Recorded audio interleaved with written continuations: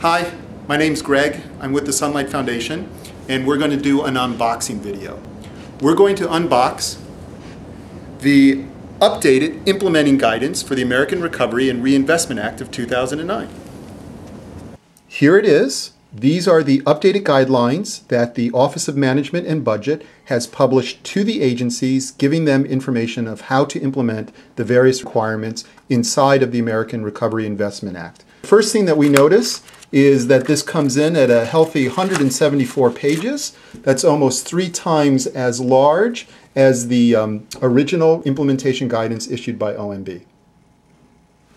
It begins with a nice cover letter from Peter Orzag, the Director of the Office of Management, and we get a table of contents divided up into sections. And one of the things we notice almost immediately is that half of the document is actually appendices, where we're going to see a lot of detail about implementing.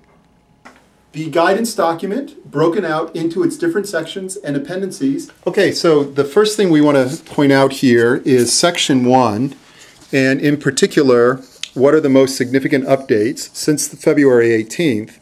And one thing that jumps out to us is that recipient reporting is going to be collected centrally.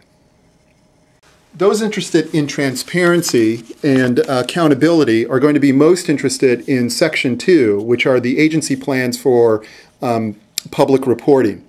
And in here in particular, I want to point out this table, which are the reporting requirements.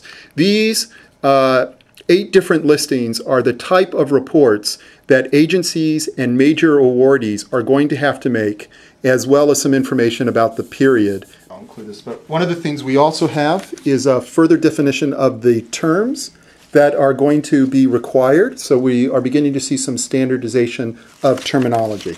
We have the appendices, and the appendices get into much greater detail of the data elements that need to be collected. So in Appendix 1, we have detailed instructions on transmitting materials.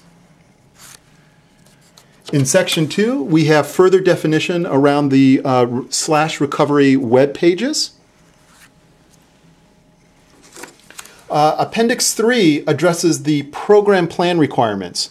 So all of the programs that are using recovery dollars have to actually file with the Office of Management and Budget a program plan. And this document actually goes into a great deal of detail about what the data elements are for filing the description of the plan. Number 8, the interim FAR rules. FAR stands for Federal Acquisition Regulation.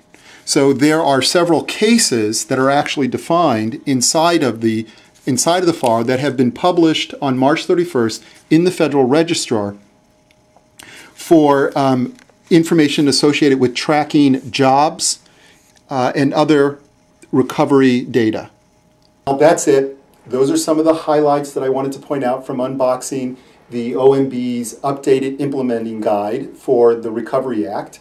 And feedback is being accepted up until April 17th on this document. If you want your own copy of this document, go to recovery.gov, and you can find it on the Accountability and Transparency page. I believe there's a link to it at the bottom.